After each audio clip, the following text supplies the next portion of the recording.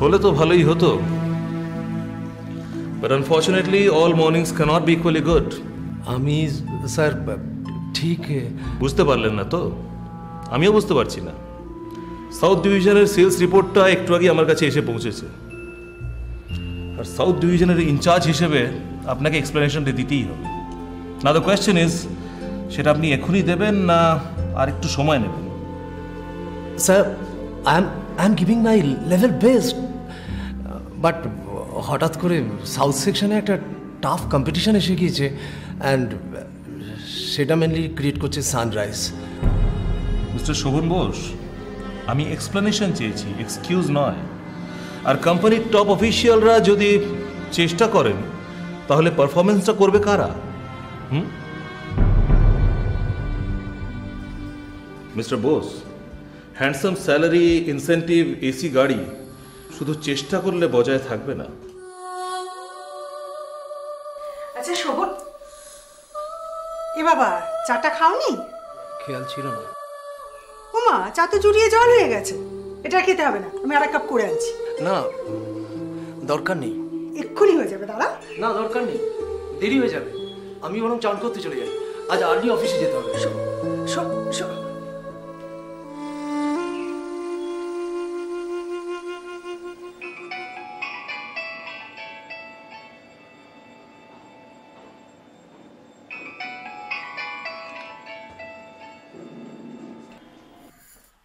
আরে তুলি বল। হ্যাঁ হ্যাঁ হ্যাঁ, রঞ্জুদার কাছে শুনেছি। কনগ্রাচুলেশনস। এখন থেকে তাহলে গোলপাট ছেড়ে পাকাপাকিভাবে ব্যাঙ্গালোর, তাই তো? এই শোন, ছেলে নাকি দারুণ দেখতে। কি একেবারে অভিষেক বচ্চন? উফ, তুই পারিসও। তোর শোভনদা, তার কথা আর বলিস না। সারাক্ষণ খালি অফিস, আর অফিস থেকে বাড়ি ফিরলেই ল্যাপটপ। সারাদিন ল্যাপটপে মুখ গুজে বসে থাকে বাড়িতে থাকলে। আমার সাথে কথা বলার সময় নেই। যাকে বাদ দে, দেখ তোকে বলাই যায়, এই ফ্ল্যাটটার ইএমআইটা না খুব বেশি। সো বুঝতেই পারছিস, সব দিক সামলাতেই হয়। এবার তুমিও বুঝবে। হ্যাঁ শোন না, বলছি আমাকে না এখন একটু বেরোতে হবে রে, একটু তাড়া আছে। হ্যাঁ হ্যাঁ, একদম একদম, এর মধ্যেই যাও। ওকে রে, রাখি তাহলে, ভালো থাকিস। কি দেরি হয়ে গেল। সন্ধ্যা দিয়ে চিকেনটা একটু দেখো তো। সেই একই গল্প, কন্টিনিউয়াসলি সার্চ ড্রপ করে আছে। Ratul, Niladri, what are you people doing? Sir, সাউথে সানরাইজ আমাদের একচেটিয়া ক্লাইন্ট কাটছে। স্যার, রজার্সের প্রজেক্ট অলমোস্ট ফাইনাল হয়েও হাতছাড়া হয়ে গেল। এসব শুনে আমি কি করব বলতে পারো? 4 মাস হয়ে গেল, কোনো রকম ডেভেলপমেন্ট নেই। সানরাইজ প্রতিটি কোটেশন আমাদেরকে বিট করছে স্যার। এটা কিভাবে হচ্ছে আমরা বুঝতে পারছি না স্যার। হ্যাঁ স্যার, সত্যি আমি নিজে হাতে কোটেশন করেছি। আমি এসব কিচ্ছু শুনতে চাই না। I want miracle within 10 days. At the interval of 3 days, you just report me. যাও যাও যাও, just get off. Just go and do your own jobs. Handsome salary, incentive, AC গাড়ি শুধু চেষ্টা করলে বজায় থাকবে না।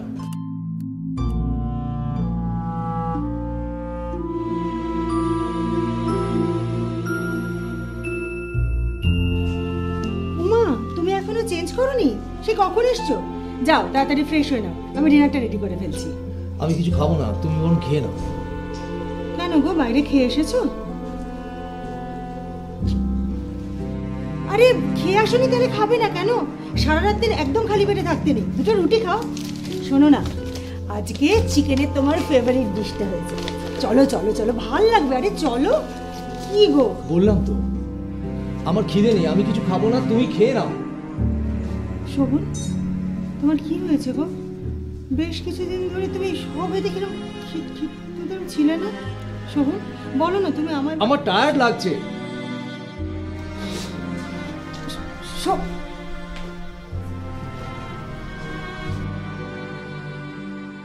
লাস্ট 1 মাস ধরে এরকম চলছে জানিস। প্রথম আমি ব্যাপারটা খুব একটা সিরিয়াসলি নিইনি, ভাবলাম অফিসের কাজের চাপ, টার্গেট, টেনশন এসব তো থাকি। তো লাস্ট 2 সপ্তাহ ধরে প্রবলেমটা খুব বেড়েছে। তার সমস্যাটা কি হচ্ছে শোভনের? ওই খাওয়া দাওয়ার কোনো ঠিক ঠিকানা নেই, রাতে ঘুম নেই, সারাক্ষণ ঘুম মেরে থাকে, হুটহুট করে রেগে যাচ্ছে। ওরকম ছিলই না, একটা কথা একবারের বেশি দুবার জিজ্ঞেস করলেই খিটখিট করে উঠছে। তো কোনো ডাক্তার কনসাল্ট করেছিস? প্রথমে তো যেতেই চাইছিল না, তারপর একরকম জোর করেই আমাদের ফ্যামিলি ফিজিশিয়ান ডক্টর ভৌমিকের কাছে নিয়ে গেলাম, জানিস। তো উনি কি বললেন? একই কথা, কাজের চাপ, টার্গেট, টেনশন এগুলোকে কমাতে হবে, রিল্যাক্স করতে বললেন, আর কিছু ওষুধও দিয়েছেন। তো শোভন ঠিকমতো ওষুধ নিচ্ছে তো? সেটা কিন্তু দেখিস।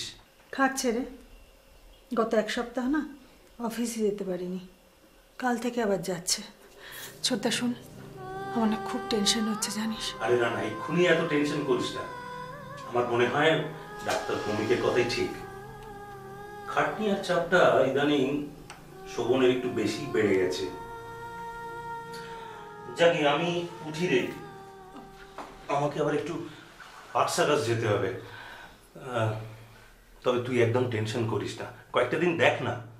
হ্যাঁ, আমাকে কিন্তু জানাতে একদম ভুলিস না, ঠিক আছে? তাহলে চলি। হ্যাঁ, সাবধানে যাস।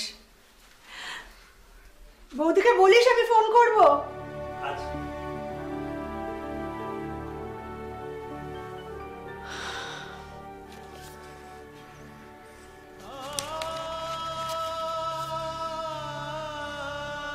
মিস্টার শোভন বোস, আমি এক্সপ্লেনেশন চেয়েছি, এক্সকিউজ নয়। হ্যান্ডসাম স্যালারি, ইনসেন্টিভ, এসি গাড়ি শুধু চেষ্টা করলে বজায় থাকবে না। সাউথ ডিভিশনের ইনচার্জ হিসেবে আপনাকে এক্সপ্লেনেশনটা দিতেই হবে।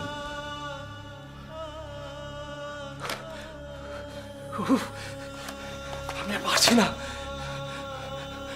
ওরা আমাকে পারতে দেবে না, আমি আর পারছি না। They will stab me from behind. They will stab me. Sovan, They will stab me from behind. কি হয়েছে? আমি আর পারছি না অদিতি। কি হয়েছে শোভন? আর পারছি না, আমি আর পারবো না, ওরা আমাকে পারতে দেবে না। ওরা কারা? কি হয়েছে? They will stab me. They will stab me from behind. এই দেখো, They will stab me. একটু জল খাবে? একটু শক্ত। সুন্দরী,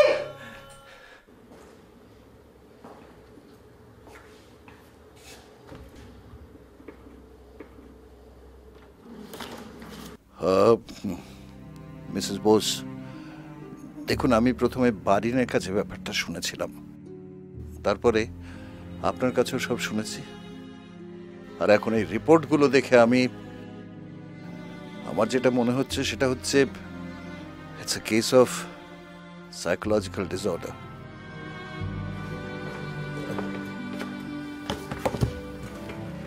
দেখুন, এটা ঘটেছে কিন্তু প্রফেশনাল স্ট্রেস থেকে।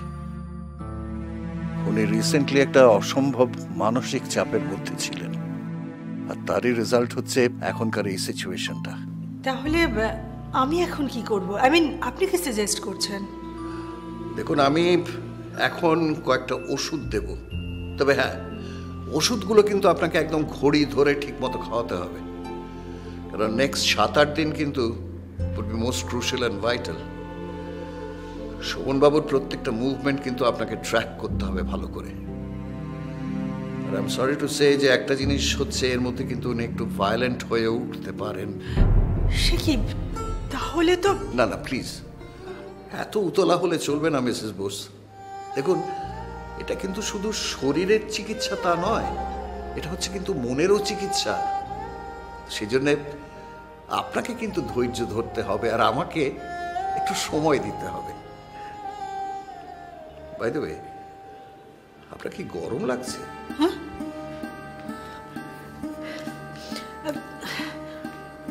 না, আমি ঠিক আছি।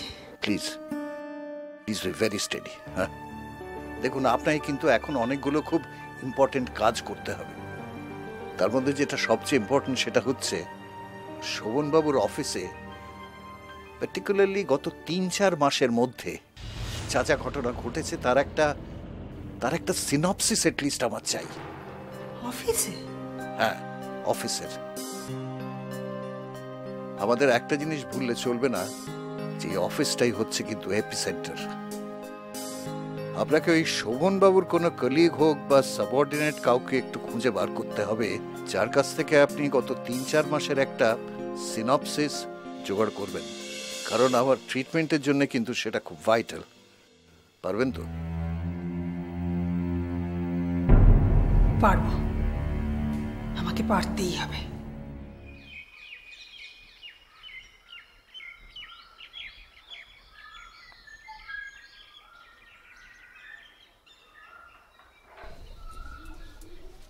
কদিন ধরেই দেখছি বইটার মধ্যে মুখ গুঁজে বসে আছো, কি আছে এতে?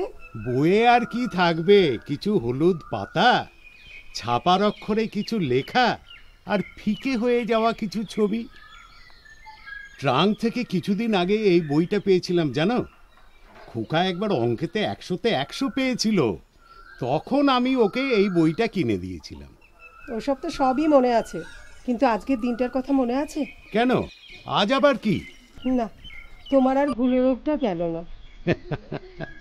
সে রোগ সারবার হলে সেই ছোকরা বয়সেই সারত, এই বুড়ো বয়সে এসে আর সে রোগ সারার নয়। যাকে সে কথা, কিন্তু আজ কি বলতো, আমার তো কিছুই মনে পড়ছে না। যার বই মুখে করে বসে আছো, আজ তার জন্মদিন। হ্যাঁ তাই তো, আজই তো 8ই। আরে আমার তো একদমই খেয়াল ছিল না, তাহলে তো একবার ফোন করতে হয়। করেছিলাম দুবার, ধরেনি।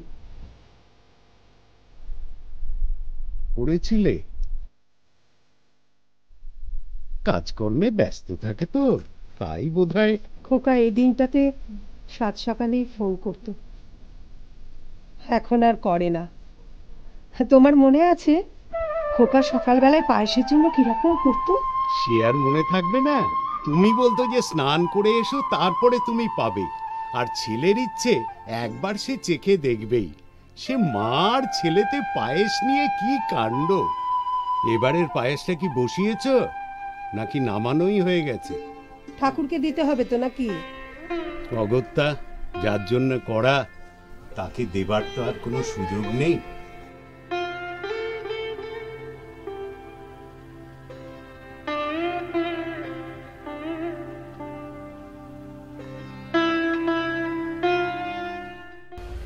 লিপি,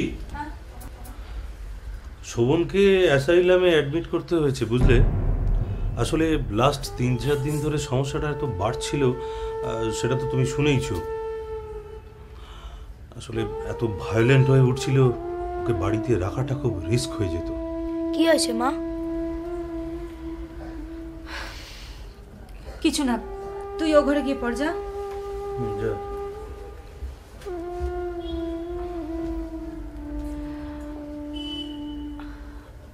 আমি ভাবছি খুকুর কথা, জানো, হঠাৎ করে ওর জীবনে কিরকম একটা ঘটনা ঘটে গেল বলো তো। সে তো আমিও ভাবছি। তবে আমাদের ভাই বোনেদের মধ্যে জানো তো, খুকুটা একটু শক্ত ধাতের।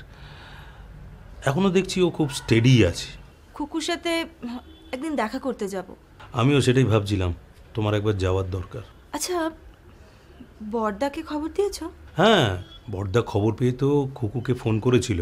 আমি আর খুকু ফোনে বলে দিয়েছি যে এক্ষুনি আসার দরকার নেই, বুঝলে। ও শোনো, আমি একটু ফ্রেশ হইনি, আর আমি রাত্রিরে রুটি খাবো, ভাত খাবো না, কেমন? আচ্ছা ঠিক আছে।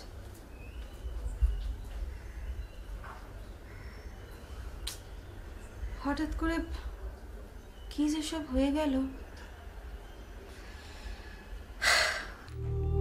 টোটাল সিনপসিস ম্যাডাম, এটা আপনি ভালো করে দেখলে বুঝতে পারবেন এর ভিতরে একটা আনফেয়ার গেম আছে।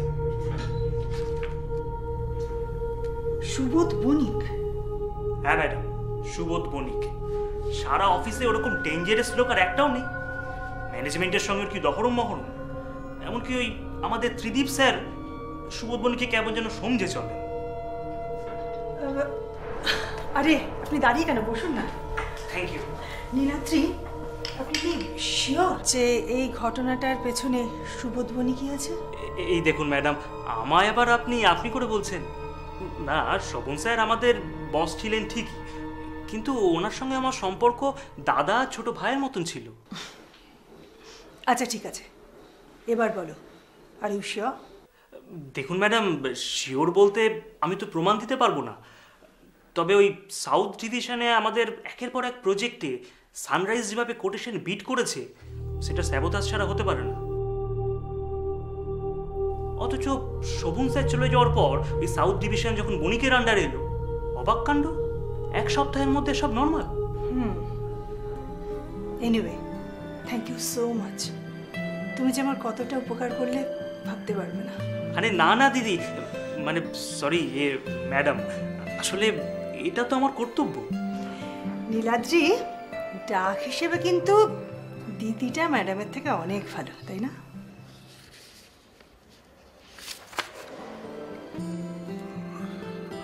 বাহ, you have done a wonderful job, Mrs. Bose. সত্যি কথা বলতে কি, আমার কাছে এখন ব্যাপারটা না খুব ক্লিয়ার হয়ে গেল। আশা করি আপনার কাছেও। ইয়েস ডক্টর, তবে আমার একটাই প্রশ্ন, শোভনকে ভালো করে তোলা যাবে তো? দেখুন, ডাক্তার হিসাবে আমাকে তো পজিটিভ কথা বলতেই হবে, but situation is very critical. আপনি ঠিক কি বলতে চাইছেন ডক্টর? ওয়েল, এই ধরনের সাইকোলজিক্যাল ডিসঅর্ডার যেসব পেশেন্টদের হয়, রাদার তাদের যে ডিপ্রেশনটা হয়, তার থেকে কিন্তু তারা মাঝে মাঝে খুব ভায়োলেন্ট হয়ে উঠতে পারে। ইভেন এক একটা সময় হয়তো তারা সেলফ অ্যাটাকও করতে পারে। Self attack? You mean suicide? ব্যাপারটা ঠিক তাই। পেশেন্ট কিন্তু সুইসাইড করবে বলে এটা করে না। তার মানে আপনি বলতে চাইছেন শোভনের ক্ষেত্রে এটা হতে পারে? প্লিজ প্লিজ, এতটা উতলা হবেন না মিসেস বোস। একটা কাজ করা যাক না, চলুন না আমরা গিয়ে একবার সোমবাবুর সঙ্গে দেখা করি। চলুন।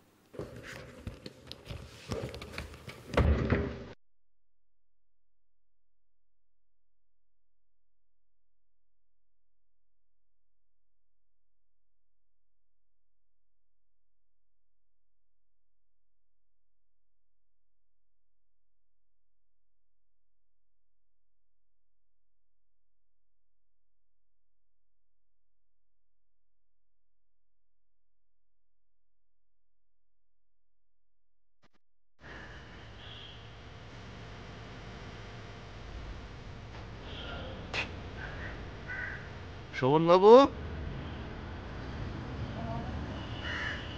দেখুন কে এসেছে। তুমি এখানে একা একা কি করছো? ভালো পুকুর এখানে নেই। পুকুর? আপনি বাগানের ওদিকের পুকুরটা দেখেছেন? ছোট, ওইটা বড় ছিল। বড়? ও আমাকে হারিয়ে দিত। হারিয়ে দিত? কে হারিয়ে দিত আপনাকে? কিসেই বা হারাতো? সাঁতারে হারাতো? কে হারাতো শোভনবাবু? কে আপনাকে হারাতো বলুন?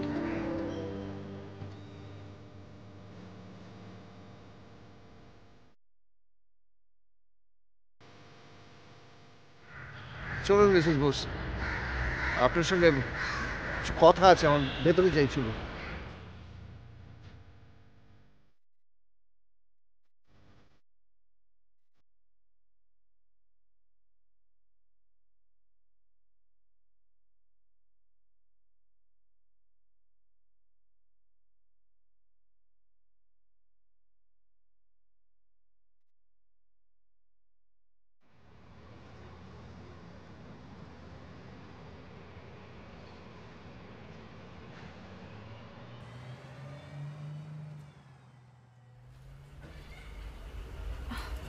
এই শোনো, খুকুকে একবার রিং করলাম, ও ফোনটা ধরলো না। তোমার সাথে কি আজকে ওর কথা হয়েছে? বিকেলের দিকে একবার হয়েছিল। ডক্টর নাকি বলছে শোভনের ব্যাপারটা খুব সিরিয়াস। বলছে তো, আমার কিন্তু মনে হয় না।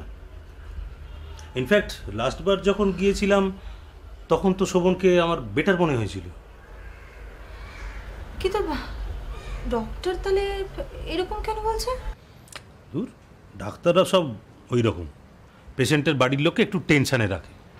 আমার তো মনে হয় শোভন আস্তে আস্তে রিকভার করে যাবে। দেখো, আমিও তাই চাইছি গো। কি হাসি খুশি ছিল বলো তো ছেলেটা। হ্যাঁ, আমার হাতের দই চিকেনটা খেতে খুব ভালোবাসতো।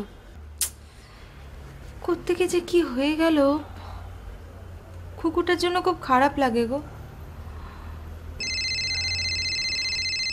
এই খুকু মনে রিং ব্যাক করেছে, দাঁড়াও।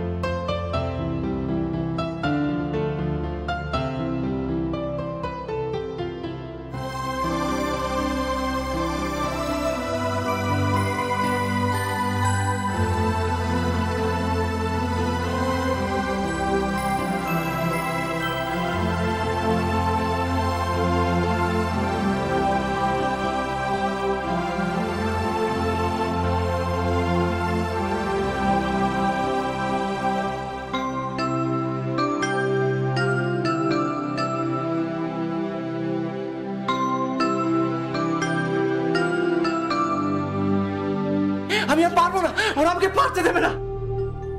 দেখুন, এটা ঘটেছে কিন্তু প্রফেশনাল স্ট্রেস থেকে। They will stab me from behind. এই ধরনের সাইকোলজিক্যাল ডিসঅর্ডার যেসব পেশেন্টদের হয়, তার থেকে কিন্তু তারা মাঝে মাঝে খুব ভায়োলেন্ট হয়ে উঠতে পারে, সেলফ অ্যাটাকও করতে পারে।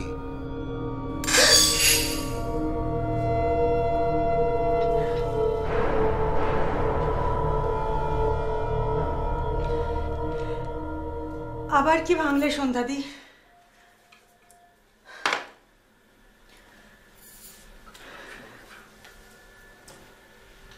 5 নম্বর কেবিনের পেশেন্ট মিস্টার শোভেন বসু ভীষণ ভায়োলেন্ট হয়ে উঠেছেন।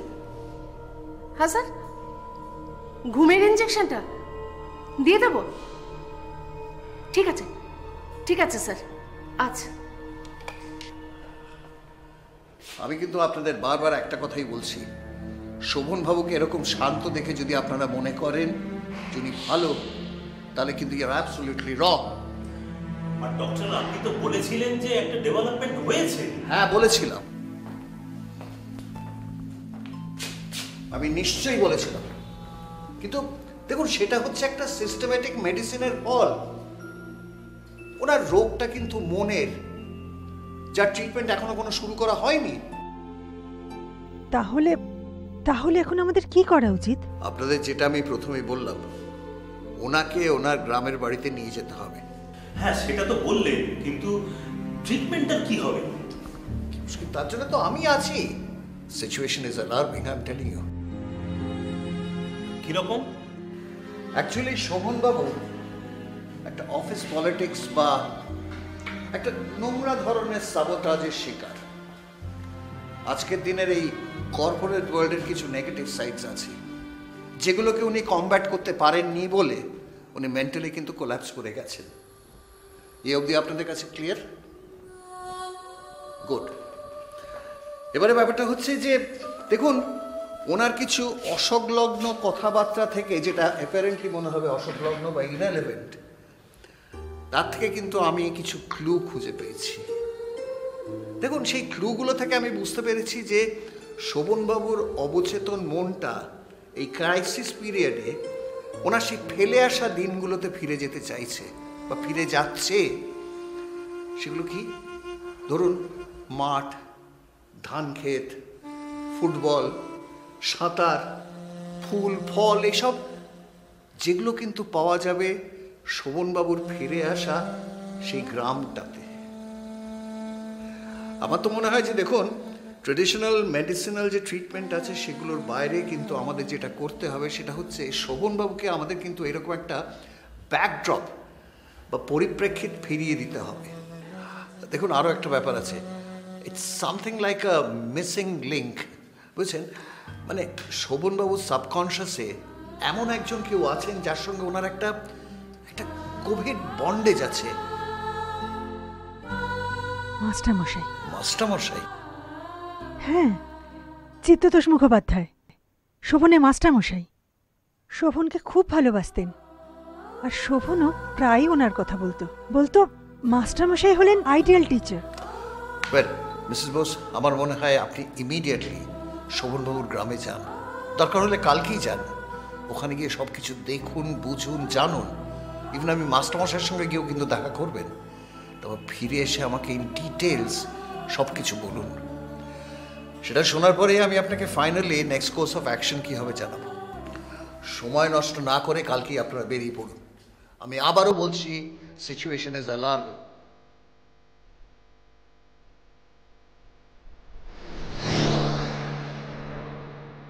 Situation is alarming.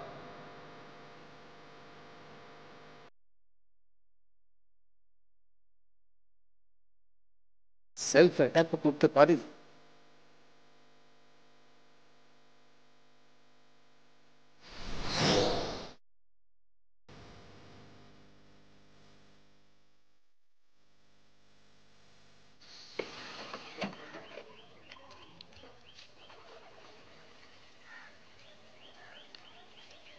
সকল দেশের রানী সেজে আমার জন্মভূমি।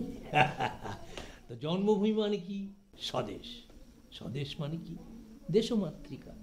তার মানে এই দেশ হচ্ছে আমাদের মা, আমরা সেই মায়ের সন্তান, মানে আমরা এই দেশের সন্তান। তো যে সন্তান মাকে ভালোবাসতে পারে না, ভালো রাখতে পারে না, সে সন্তানের প্রয়োজনটা কি?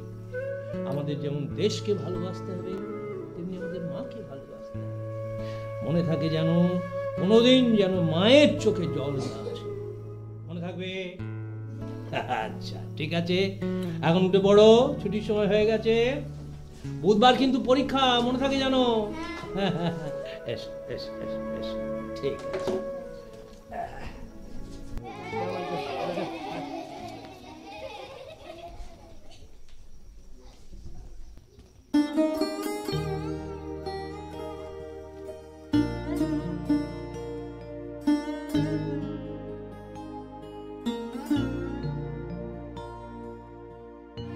তুমি কে মা? মাস্টারমশাই, আমি অদিতি, অদিতি বোস, আপনার ছাত্র শোভন বোসের স্ত্রী। ও কি কাণ্ড, তুমি শোভনের স্ত্রী? এসো এসো মা, এসো এসো, ঘরে এসো, এসো এসো, বসো বসো। কি কাণ্ড বলো দেখি। আমি আপনার পড়ানো শুনছিলাম মাস্টারমশাই। আজকাল তো এসব কথা আর কেউ বলে না। সারা জীবন তো এই করেই কাটলো মা। শিক্ষক হলেন মানুষ তৈরির কারিগর, সেই আশা নিয়েই তো বেঁচে আছি। আসলে আমি ভাবছিলাম, আমার ছেলে মেয়ে দুটো তো বাইরে থেকে কনভেন্টে পড়াশুনো করে, তাদের এভাবে কোনো ক্লাস নেওয়া হয়? এসব কথা আদেও তাদের বলা হয়? তোমার ছেলে মেয়ে? কি নাম রেখেছো তাদের? ছেলের নাম রূপ, মেয়ের নাম কথা। ওরা যমজ। বাহ বাহ বাহ বাহ, খুব ভালো খুব ভালো। এবার আসল কথাটা একটু শুনি। মিস্টার শোভন বোস আমার ছাত্র, সে নিশ্চয়ই এখন খুব কেউকেটা। বলি করছেটা কি, কেমন আছে এখন? আপনার ছাত্র, সে এখন অ্যাসাইলামে। শোভন অ্যাসাইলামে?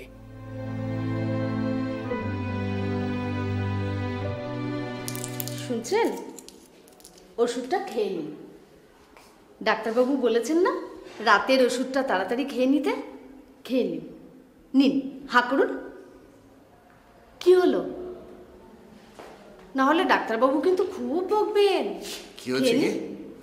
স্যার ওষুধটা তো খেতে চাইছেন না।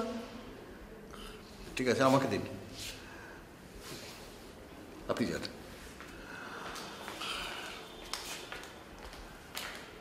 শোভনবাবু, ওষুধ খাবার সময় হয়েছে, এই ওষুধটা খান। ধরুন।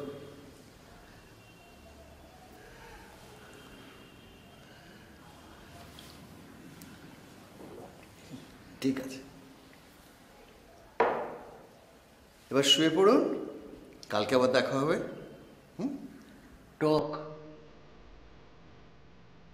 টক? তেঁতুলের টক। আপনার তেঁতুলের টক খেতে ইচ্ছে করছে? ও এনে দিত। কে কে এনে দিত? বলুন, কে এনে দিত? সে আপনাকে সাঁতারে হারাতো সে?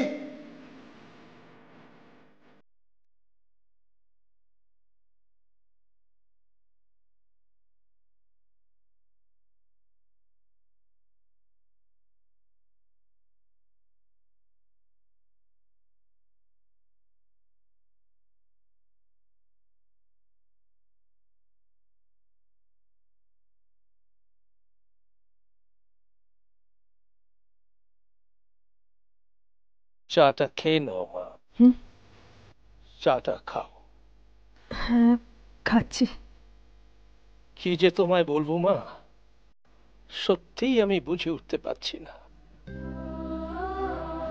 শুধু এইটুকু বুঝতে পারছি, জীবন দেবতা তোমাকে এক কঠিন পরীক্ষার সামনে দাঁড় করিয়ে দিয়েছেন, আর এই পরীক্ষায় তোমাকে উত্তীর্ণ হতেই হবে। আপনি তো সবই শুনলেন মাস্টার মশাই। এখন আপনি যদি... মাস্টারমশাই, মাস্টারমশাই! ওই বোধহয় তরুণ এলো। তুমি একটু বসো মা, আমি আসছি এক্ষুনি। কিরে তরুণ, তোর এত দেরি হলো? আর বলবেন না, স্টেশনে নেমেই গঙ্গাপদ জ্যাঠার সঙ্গে দেখা। জমি নিয়ে ঝামেলাটা এখনো মেটেনি, ওটা নিয়ে কথা বলতে গিয়েই একটু দেরি হয়ে গেল। শোন না, এদিকে একটা ব্যাপার হয়েছে। কি ব্যাপার মাস্টারমশাই? শোভনের স্ত্রী এসেছে। শোভনের স্ত্রী মানে? হ্যাঁ, আমাদের শোভন। আয় আয়, ভেতরে আয়, অনেক কথা আছে। হ্যাঁ হ্যাঁ, চলুন চলুন। আয়, বস। অদিতি, এ হলো তরুণ, আমার আরেক ছাত্র। সবচেয়ে বড় কথা হলো, এই তরুণ হচ্ছে তোমার পতিদেবতাটির দোসর। খেলাধুলো, পড়াশুনো, সাঁতার কাটা, গাছে ওঠা, সব একসাথে, একেবারে দুজনে হরিহর আত্মা।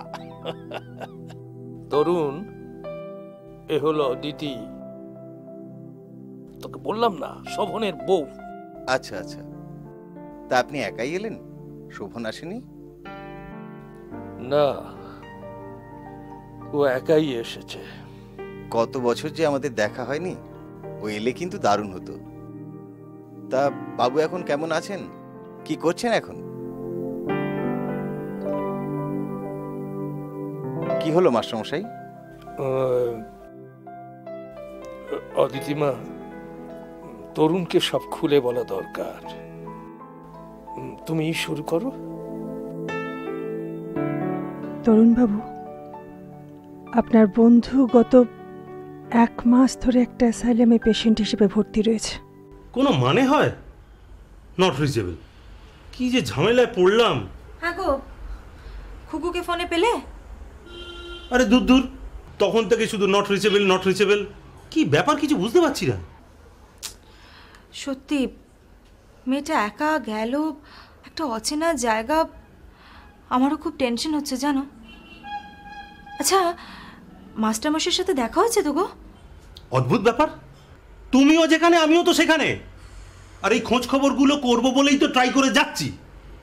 আচ্ছা ঠিক আছে, এত উত্তেজিত হচ্ছ কেন? আমি বলছিলাম যে আমার ফোন থেকে একবার ট্রাই করবে কি? ও, এটা আমার ফোনের দোষ নাকি? আচ্ছা বেশ, তাই করলে যদি শান্তি পাও করো।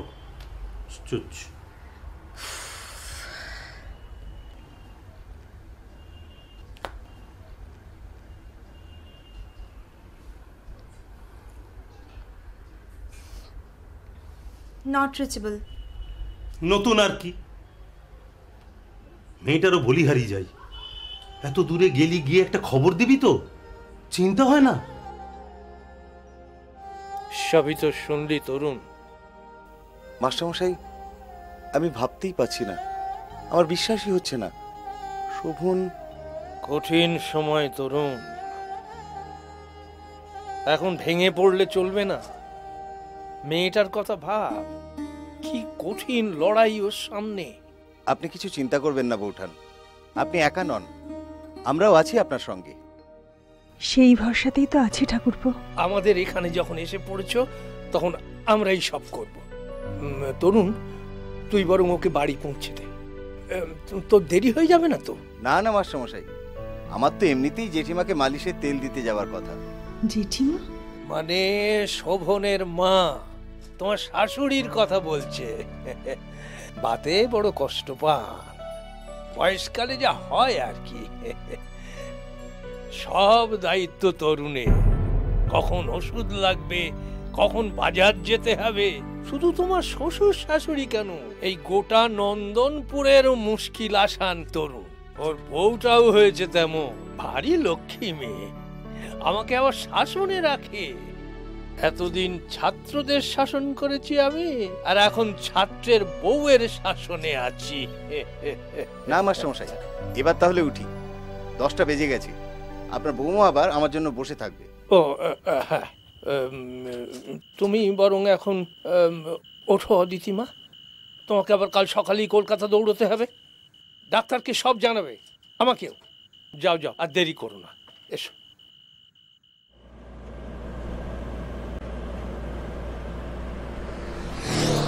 ইয়েস ইয়েস মিসেস বোস, আমি জানতাম আপনি ফিরে এলেই কিন্তু এই যে গ্যাপটা আছে এটা কিন্তু ফুলফিলড হয়ে যাবে। তরুণ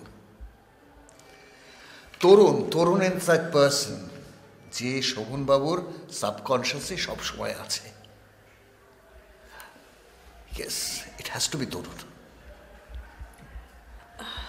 আমার এখন তাই মনে হচ্ছে ডক্টর। Exactly so. আপনি সেদিন আমাকে যখন মাস্টারমশাইয়ের কথা বলেছিলেন না, আমার একটু খটকা লেগেছিল। ইট কান্ট বি মাস্টারমশাই। শোভনবাবু যার কাছে সাঁতারে, ফুটবল খেলায়, সাইকেলে হারতো, সেটা মাস্টারমশাই হতে পারে না। তরুণ তরুণ ইজ দ্য পার্সন। এখন তাই প্রফেশনাল ফিল্ডে এসে শোভনবাবু যখন হারলেন, তখন ওনার পুরনো হারগুলোর কথা মনে হতে লাগলো। কিন্তু সেই হারগুলো কিন্তু শোভনবাবুর কাছে আনন্দের ছিল। সত্যি খুব সুখ ছিল। জানেন, নন্দনপুরে গিয়ে আমার একদম অন্য রকমের একটা অভিজ্ঞতা হলো। এতটা সততা, এতটা আন্তরিকতা। ওখান থেকে যখন চলে আসছি আমার মনে হচ্ছে আমি নিজের জায়গা থেকে চলে যাচ্ছি, অথচ মাত্র কয়েক ঘন্টার জন্যই তো গিয়েছিলাম। কিন্তু যখন আসছি তখন মনে হচ্ছে আমি আর একা নই, আমার সঙ্গে অনেক অনেক আপনজন রয়েছে। ওখানে গিয়ে আমি দেখলাম কর্তব্য কাকে বলে, রক্তের সম্পর্কের থেকে মানবিক সম্পর্ক কতটা বড় হয়ে উঠতে পারে। নন্দনপুর আমার জীবনে সম্পূর্ণ একটা অন্য দিক খুলে দিল ডক্টর। শোভন নন্দনপুরে গেলে ভালো হয়ে যাবে, তাই না ডক্টর? Aditi, I am 68। তুমি আমার থেকে অনেক ছোট। আমার এক্সপিরিয়েন্স বলো, বয়স বলো, আমার এই ডাক্তারি বিদ্যে বলো, এটার উপরে একটু ভরসা রাখো, আমার মনে হয় তুমি ঠকবে না। শোভনের জন্য নন্দনপুর ওয়েট করে আছে। শিকড়ে ফিরে যাওয়ার থেকে ভালো ট্রিটমেন্ট আর কিছু হতে পারে না। হচ্ছে প্লিজ।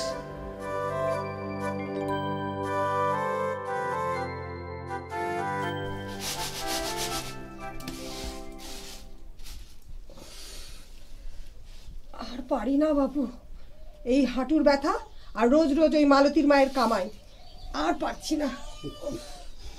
মালতীর মায়ের ওষুধ কিন্তু আমার জানা নেই, কিন্তু তোমার ওই হাঁটুর ব্যথার ওষুধ তরুণ যে রোজ রোজ মনে করে দিয়ে যাচ্ছে, সেটা ঠিক মতো খাওয়া হচ্ছে কি? খাওয়া হবে না কেন, খুব হয়।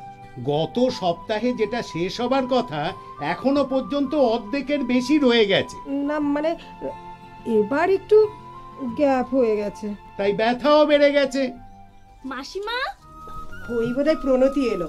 আয় রে আয়, তোর বর তো এইমাত্রই গেল রে। ওর কথা আর বলো না, পুই পুই করে বললাম এখানে আসার সময় যেন এগুলো দিয়ে যায়। কে কার কথা শোনে? পাড়ার ওই রক্তদান শিবির নিয়েই ও সারাদিন ওখানে বসে আছে। ও কি তোর একার বর নাকি রে? ও তো গোটা গ্রামেরও ছেলে নাকি? তা যা বলেছো, বড় ঘরামি কি না, তা নিজের ঘরের খোঁজটুকু রাখে না। স্বাস্থ্যই সম্পদ, এই কথাটা শুধু বইয়ের পাতায় লেখা থাকলে চলবে না, তার প্রতিফলন চাই। আপনারা কি বলেন? নিশ্চয়ই, ঠিক কথা। তাই আমরা চাই বাচ্চাদের পুষ্টির ব্যাপারটা স্কুল লেভেল থেকেই শুরু হোক। পরিকল্পনা অনুযায়ী বাচ্চারা নিজেদের কাজ নিজেরাই করবে, আমরা শুধু ওদের গাইড করব। আমাদের গ্রামে দুটো স্কুল, স্কুল প্রাঙ্গণে যে অনাবাদি জমিটা আছে সেটাকে আমরা চাষযোগ্য করে তুলব। স্কুলের ছেলেমেয়েরাই এখানে গড়ে তুলবে সবজির বাগান, অবশ্যই পুষ্টিকর সবজি। ফলে বেসিক পুষ্টির ব্যাপারটা আমরা স্কুল লেভেল থেকেই পূরণ করতে পারবো।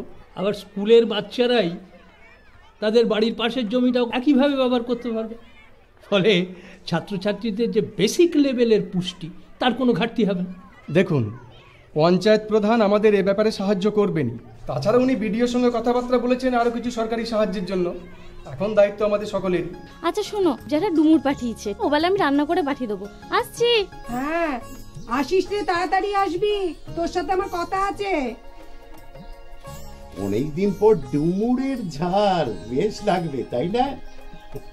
তরুণের বউটা না বেশ হয়েছে, ঘরের বউ এরকম হলেই ভালো হয়, তাই না? যেটুকু পাওয়া যায় তাই নিয়ে শান্তিতে থাকতে হয়, সেটাই তো সংসারের নিয়ম।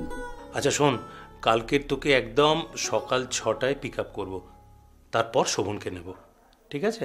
ও হ্যাঁ, ডক্টর মিত্রকে সব বলে রেখেছিস তো? হ্যাঁ রে, উনি সব ব্যবস্থা করে রাখবেন।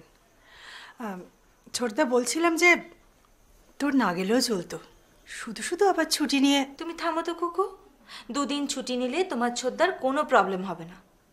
আর তাছাড়া এইভাবে তোমাকে একা ছেড়ে দেওয়া যায় বলো? না বৌদি, ওখানে আমি একদম একলা নই। বলছিলাম না, মাস্টারমশাই আছেন, তরুণ ঠাকুরপো আছে, তরুণ ঠাকুরপোর বউ প্রণতি আছে। মেয়েটা একটা পাগলি। সাত সকালে উঠে বসে গাদা গাদা লুচি ভেজেছে, আলুর দম, মিষ্টি সমস্ত টিফিন ক্যারিতে ভর্তি করে দিয়েছে। রাস্তায় যদি আমার খিদে পেয়ে যায়, এত দিয়েছে, আমি একাও তো খেতে পারি বলো।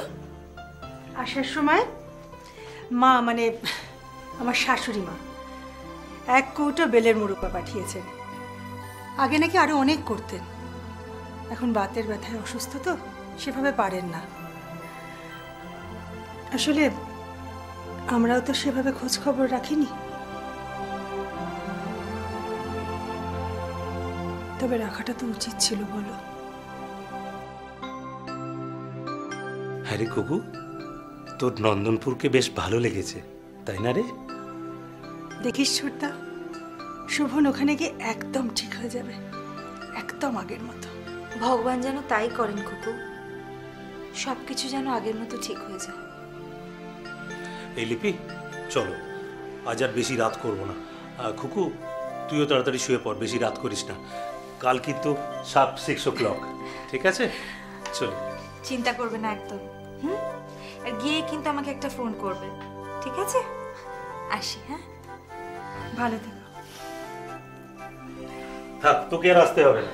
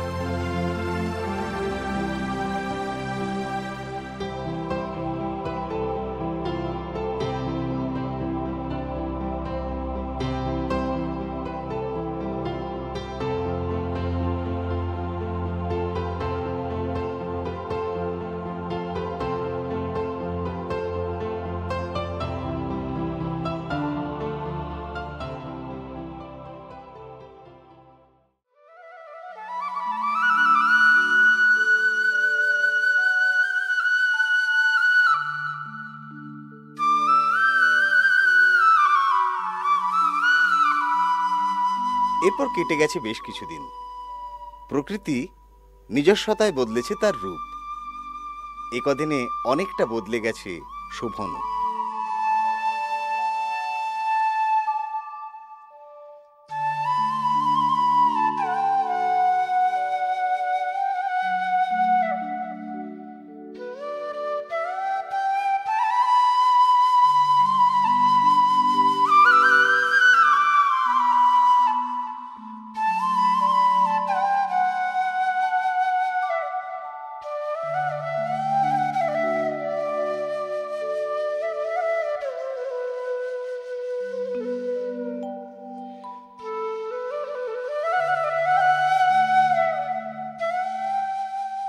চৌধুরীদের দিঘির পার।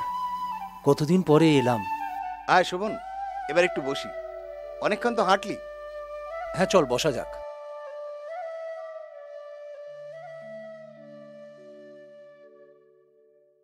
তুমিও একটু বসবে নাকি? যাই হোক, এতটা তো ঠিক অভ্যেস নেই তোমার। আপনাদের দৌলতে হাঁটাটা আমার অভ্যেসই হয়ে গেছে। আর সত্যি কথা বলতে কি, সকাল বিকেল এই হাঁটাটা আমি এখন বেশ এনজয় করি। বলতে নেই, শোভনের বিহেভিয়ারও কিন্তু এখন অনেকটাই স্বাভাবিক। হ্যাঁ মাস্টার মশাই, এখানে আসাটা ওর কাছে টনিকের মতো কাজ করলো। ইনফ্যাক্ট এতটা ফাস্ট রিকভারি আমিও এক্সপেক্ট করিনি। শিকড়ের টান মা। ওই যে মেডিকেল রিপোর্টটা তুমি আমাকে দেখিয়েছিলে, ডাক্তার লিখে দিয়েছিল না, ব্যাক টু দ্য রুট, ওটাই মোক্ষম কথা। শিকড় ওটাই আসল। জানেন মাস্টার মশাই, এখানে আসার পর আমার জীবনে অনেক কিছু বদলে গেল। আমি বুঝতে পারলাম এতদিন জীবনে অনেক কিছু পাইনি, অনেক কিছু থেকে আমি বঞ্চিত ছিলাম। কেন বলো তো মা? তোমার অভাব তো কিছুই ছিল না, তাও এ কথা বলছো কেন? ছাত্রের পরীক্ষা নিচ্ছেন মাস্টার মশাই, দেব। তুমি বুদ্ধিমতী, সে কথা তোমাকে প্রথম দিন দেখেই আমি বুঝেছিলাম। আজ এই বুড়ো মাস্টারটা এই একরত্তি মেয়েটার কাছে ধরা পড়ে গেল। ছিল মাস্টার মশাই, সাধারণভাবে সুখে সংসার কাটানোর জন্য যা যা দরকার ছিল, সেগুলোর অনেক কিছুই হয়তো ছিল, কিন্তু এখানে আসার পরে বুঝলাম অনেক কিছু ছিল না।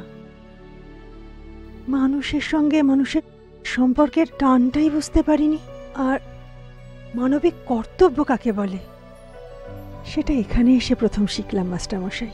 কিভাবে? দেখুন, ওইভাবে।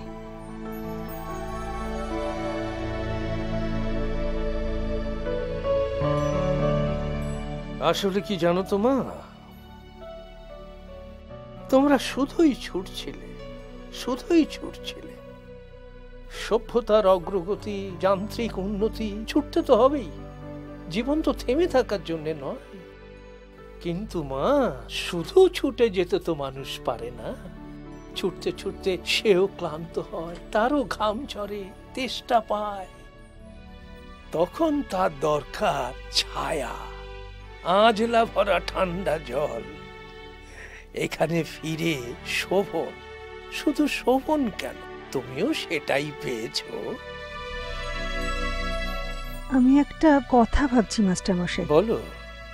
ভাবছি আমার রূপ আর কথাকে এখানে নিয়ে আসবো, ওদের এখানকার স্কুলে ভর্তি করব। বলো কি মা? ইংলিশ মিডিয়াম, কনভেন্ট এসব ছাড়িয়ে এই গাঁয়ের স্কুলে? তোমার সাহস তো দেখছি বড্ড বেড়েছে। আসলে এখানে এসে বুঝতে পেরেছি মাস্টার মশাই, এখানে মানুষ তৈরি করার কারিগরও আছে, কারখানাও আছে। আর সাহসের কথা যদি বলেন, তাহলে আপনাদের পাশে পেলে সাহস বাড়তে বাধ্য। এবার আমার রূপকথার দায়িত্ব আপনার, আপনি বলুন ঠিক কিনা। না ঠিক হয়ে কি আর উপায় আছে রে মা? জীবন দেবতা তো সব ঠিক করেই রেখেছেন, তার বাইরে যাওয়ার তো জো নেই। তিনি যা চাইবেন তাই হবে। মাস্টারমশাই, এবার আমাদের এগোতে হবে। হ্যাঁ, চলো এবার এগোনো যাক। চলো মা অদিতি, আমরা ওই স্কুলের পাশের ওই শর্টকাট রাস্তাটা ধরবো। বৌঠান, কালীতলার মোড়ে পরেশদার দোকানে গরম গরম কচুরি আর মালপোয়া চলবে নাকি? দৌড়বে, আপনারা এগোন, আমরা আসছি।